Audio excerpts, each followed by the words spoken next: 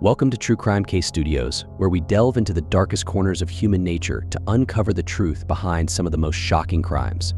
Today, we're taking you to Willow Springs, a quiet upper-middle-class suburb in Illinois. But beneath the surface of this idyllic community, a sinister plan was brewing, one that would end in murder. This is the story of how a husband's twisted obsession led him to poison his wife, all so he could marry her daughter.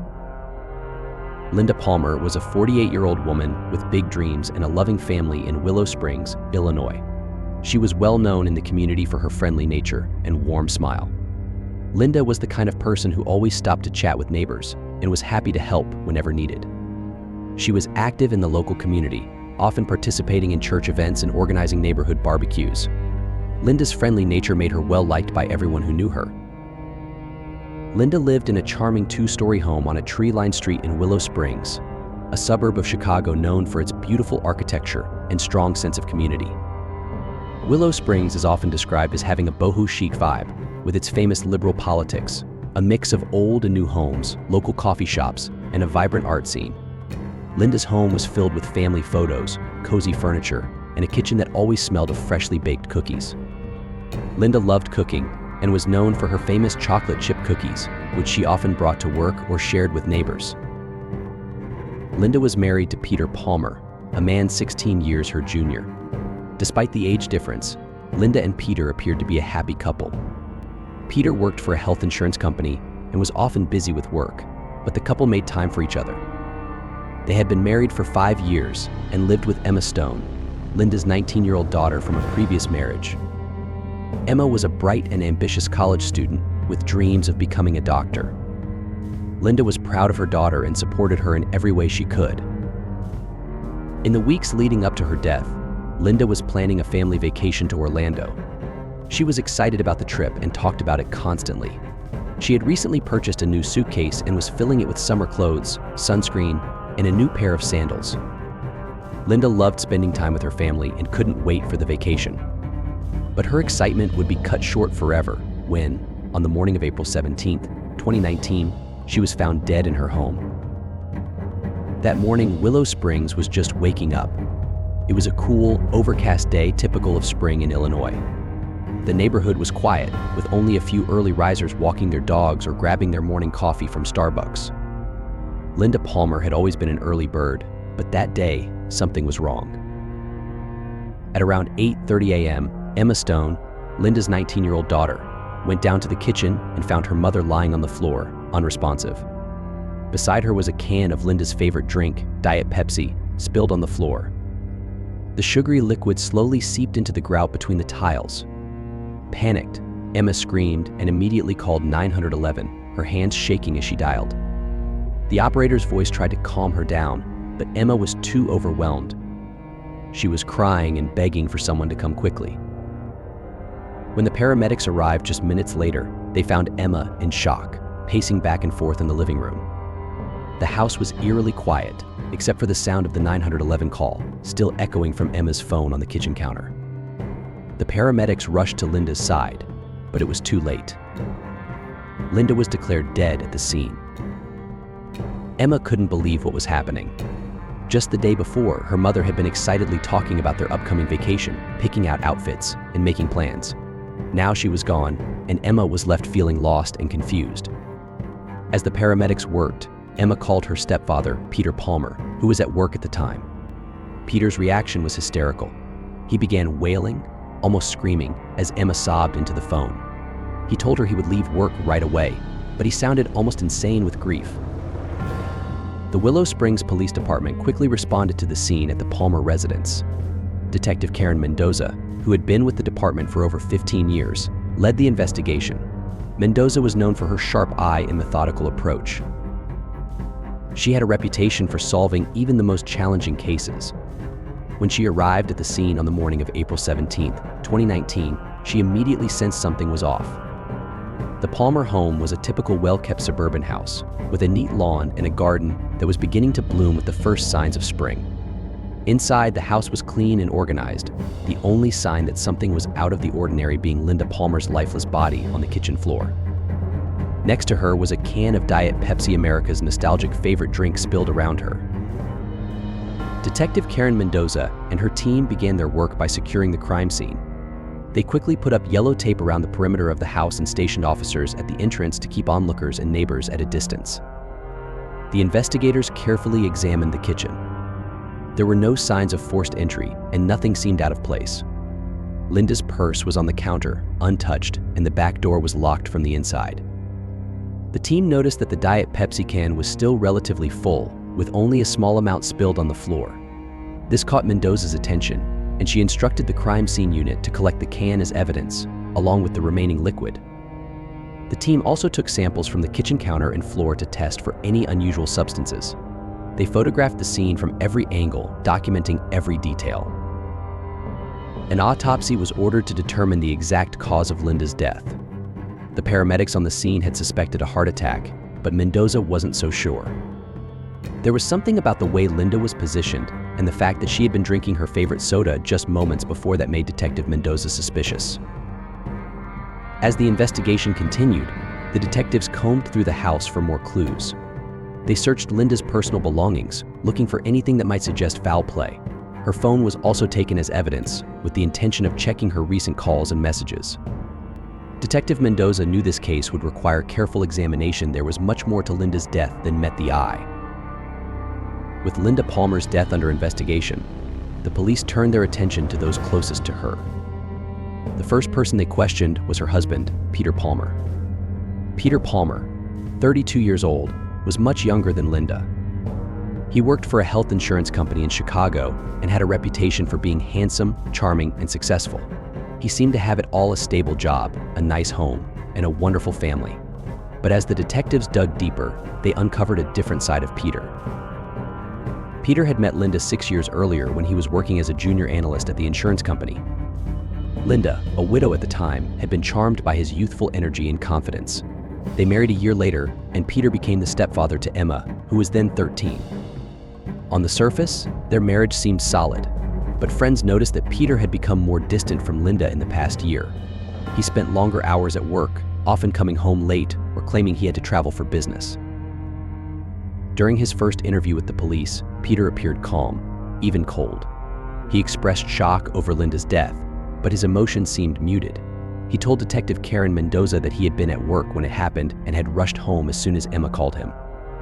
When asked about his relationship with Linda, Peter claimed that they had a good marriage, though he admitted they had grown apart over time. He insisted that he had nothing to do with her death and had no idea why anyone would want to harm her.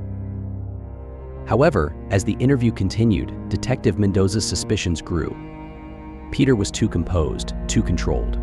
When asked about Linda's plans, Peter was vague, saying he was a feminist and didn't like to keep track of his wife's day-to-day activities. He also couldn't recall the last time they had a meaningful conversation or had sex together as a couple. Mendoza found it odd that Peter, who claimed to love his wife, seemed so disconnected from her life. The detectives also noticed inconsistencies in Peter's statements. For example, he mentioned that he knew Linda's favorite drink was Diet Pepsi, but he couldn't explain why there was a half-empty can next to her body when she was found. He claimed Linda drank soda often but didn't seem to know much about her other habits or routines. As the police continued to question Peter, they began to consider his potential motive. Could Peter have wanted out of the marriage, or was there something else, something darker driving him? The investigation into Peter's life revealed that he had been keeping secrets.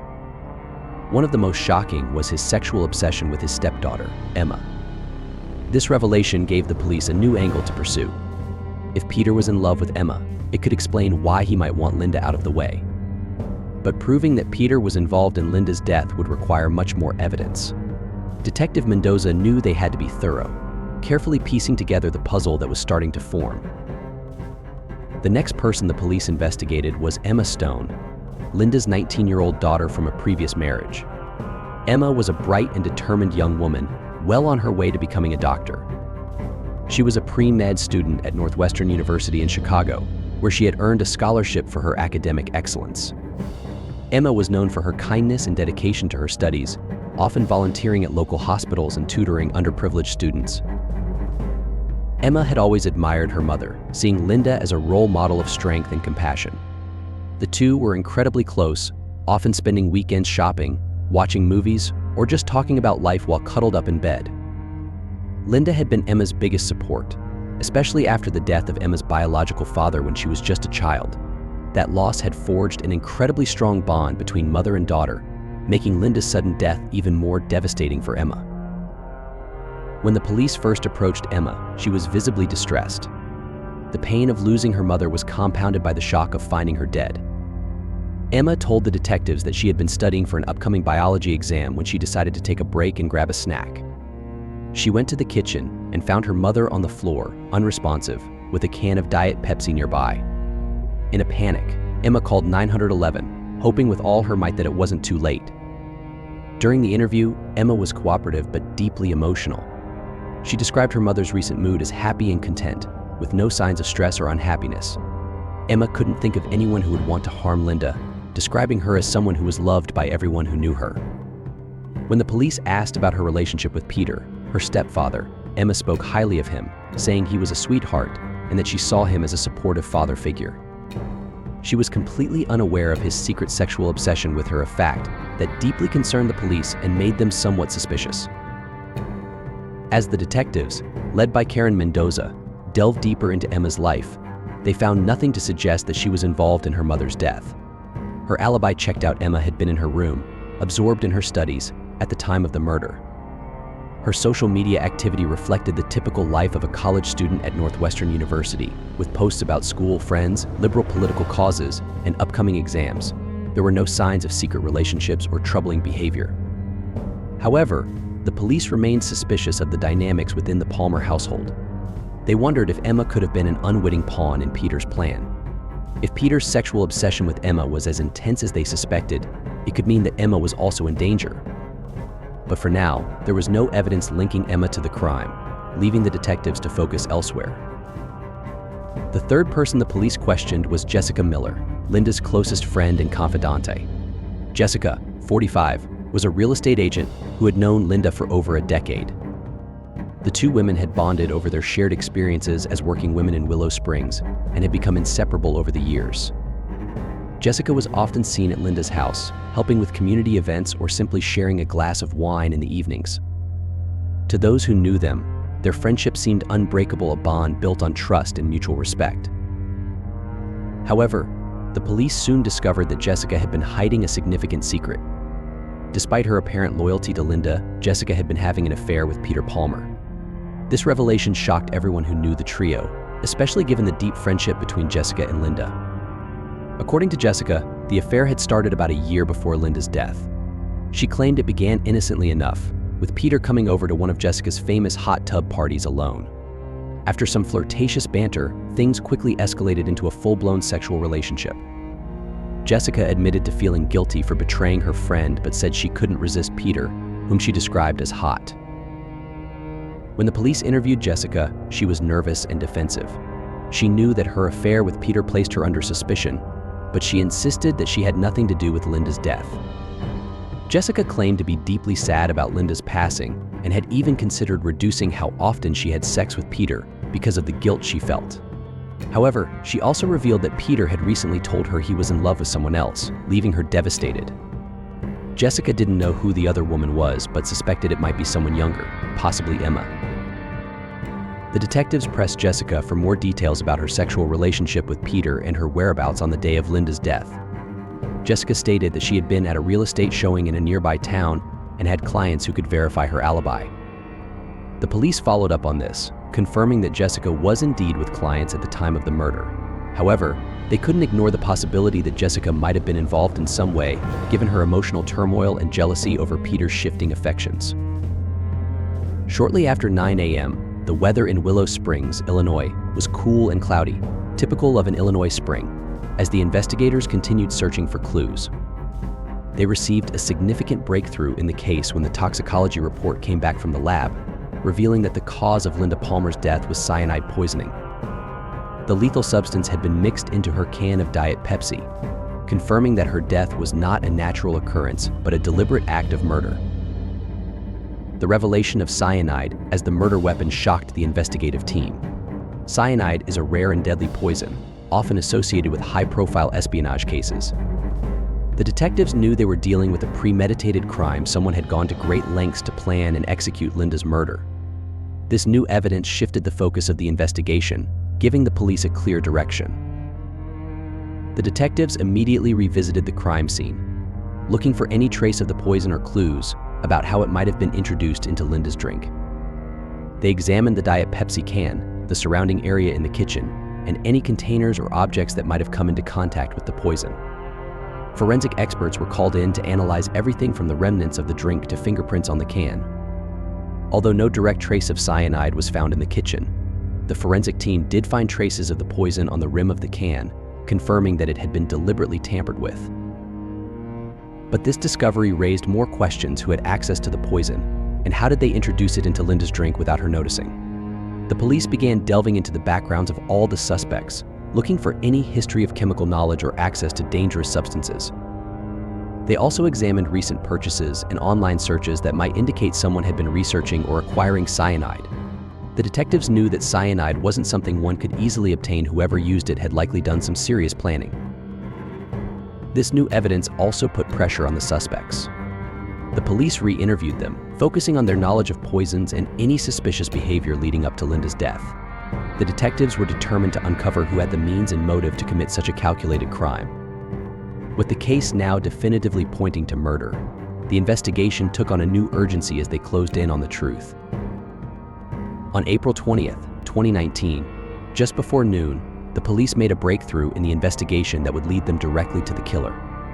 After carefully examining the evidence and re-interviewing the suspects, the detectives began to piece together a disturbing picture. All signs pointed to Peter Palmer, Linda's husband, as the one responsible for her death. Peter Palmer, 32 years old, was a charming and successful man who worked at a health insurance company. He seemingly had it all: a stable job, a beautiful wife, and a perfect life in the peaceful community of Willow Springs. However, beneath the surface, Peter was a man driven by dark and twisted sexual desires. He had developed a sexual obsession with Emma Stone, Linda's daughter from her previous marriage. Peter had secretly harbored sexual feelings for Emma, who was only 19 years old and unaware of his intentions. As his obsession grew, Peter became increasingly distant from Linda, seeing her as an obstacle to his disturbing fantasy of starting a new life with Emma as his wife. The detectives uncovered key evidence linking Peter to the crime. An analysis of his internet search history revealed that he had been researching cyanide for several months before Linda's death. He had searched for information on where to buy it, how to use it, and its effects on the human body. This incriminating evidence suggested that Peter had carefully planned the murder, intending to use cyanide to get rid of Linda without leaving a trace. On the day of the murder, Peter took advantage of Linda's daily routine. He knew she loved Diet Pepsi and drank a can every day after work. According to the investigation, Peter had mixed cyanide into Linda's can of Diet Pepsi, knowing she would drink it as soon as she got home. The poison acted quickly, causing Linda to collapse and die within minutes. Peter's plan was to make it look like a sudden heart attack, but the toxicology report revealed the truth. The police confronted Peter with the evidence they had gathered. At first, he tried to maintain his innocence, but as the detectives presented the facts: his internet searches, his growing obsession with Emma, and the traces of cyanide on the can, Peter's facade began to crumble. Peter Palmer's arrest shocked the Willow Springs community. Linda's friends and neighbors were horrified to discover that the man they had once considered a devoted husband had committed such a heinous act.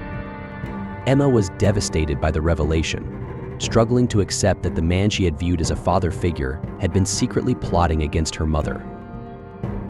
Peter Palmer's trial began on January 15, 2020, at the Cook County Court. The case attracted significant media attention, with local news channels extensively covering the proceedings. Linda Palmer's murder had shocked the Willow Springs community, and many were eager to see justice served. The prosecutor, Assistant District Attorney James Leakey, 45, was known for his meticulous and determined approach to criminal cases. Leakey presented a solid case against Peter Palmer. He argued that Peter had planned Linda's murder with premeditation, pointing to the evidence of cyanide found in Linda's Diet Pepsi and Peter's extensive internet searches on the poison. Leakey described Peter's actions as cold and calculated, emphasizing how Peter's obsession with Emma had driven him to commit the crime. On the other hand, Peter's defense attorney, Laura Phillips, 38, tried to paint a different picture. Phillips argued that Peter was a man overwhelmed by personal problems and stress, which might have affected his judgment. She claimed that Peter's actions were not premeditated but rather the result of mental instability. Phillips attempted to argue that there was not enough direct evidence linking Peter to the poison, but the evidence against him was overwhelming. After several days of testimony and evidence presentation, the jury deliberated and returned a verdict on January 22, 2020. Peter Palmer was found guilty of first-degree murder. The judge sentenced Peter to life in prison without the possibility of parole,